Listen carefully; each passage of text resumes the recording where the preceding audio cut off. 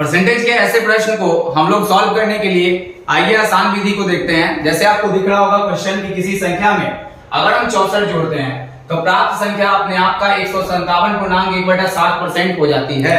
तो संख्या ज्ञात करना है। सबसे पहले हम लोग ऐसे क्वेश्चन को करने के लिए क्या करते हैं, इस फ्रैक्शन को तोड़ना सीखते हैं। जैसे अब देखते हैं यहाँ पर सबसे पहले कि 157.1/7% का वैल्यू क्या होगा।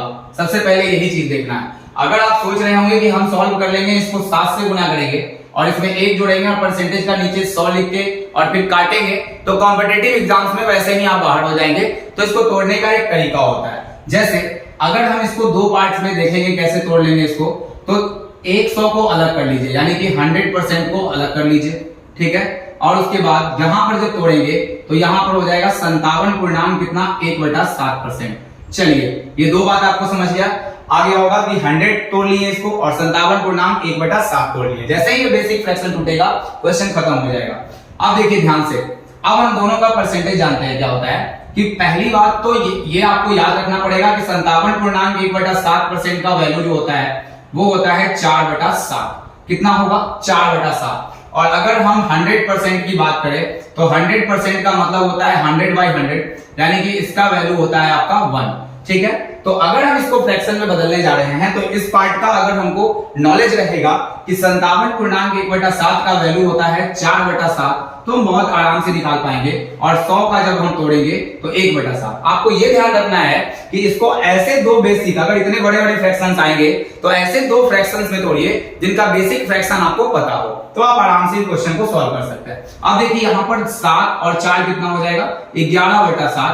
तो इसका जो वैल्यू फ्रैक्शन वैल्यू हो गया 157.1/7 का जो फ्रैक्शन वैल्यू है वो 11/7 है। इसका मतलब कि ये 11 होगा और नीचे कितना होगा? 7 होगा। और क्वेश्चन पढ़ते हैं ध्यान से। अब क्वेश्चन खत्म हो गया, ज्यादा इसमें अब करना कुछ नहीं है। तो किसी संख्या में 64 जोड़ने पर अगर कोई संख्या है तो ये संख्या आपकी क्या कहलाएगी? ओरिजिनल संख्या। और अगर किसी संख्या में हम 64 जोड़ देते हैं तो प्राप्त संख्या जो होती है अपने आप का 157.1/7 हो जाती है।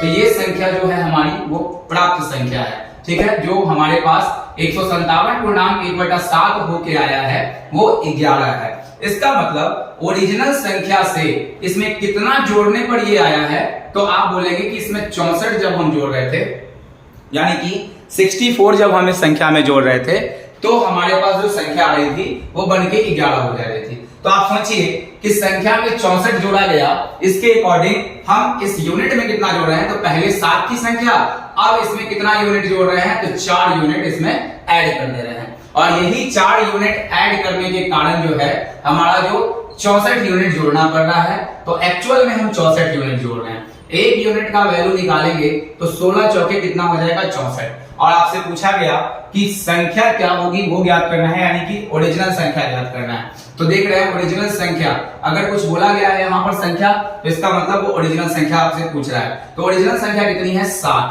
और एक यूनिट का वैल्यू कितना है? 16। तो 16 सते कितना हो जाएगा? 112 ही सवाल का आंसर होगा। अगर वीडियो अच्छा लगा है तो लाइक कीजिए, शेयर कीजिए, सब्सक्राइब कीजिए।